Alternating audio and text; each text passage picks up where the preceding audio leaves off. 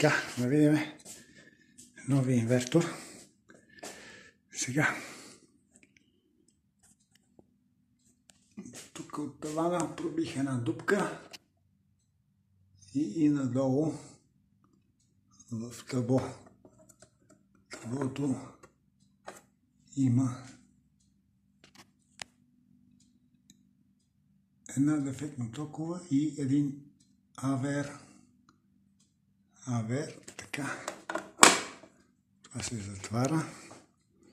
Тук надолу продължаваме с каналите да влезе в този инвертор.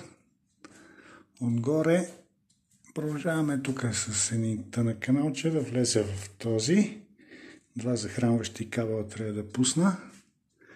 И акумулаторите, дебелите кабели, върват и тук се закачат.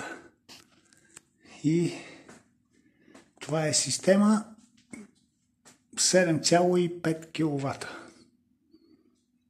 Само че трябва още една батерия за малкия инвертор.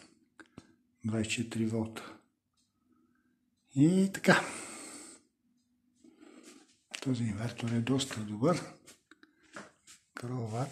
Тук има данни.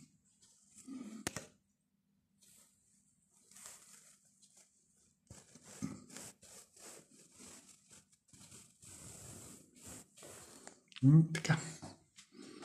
Ето как изглежда от далече отгоре. Може да се сложат още 3 батерии по 5 кВт и да стане 15 кВт цялата система. Достатъчно за едно семейство. И това е.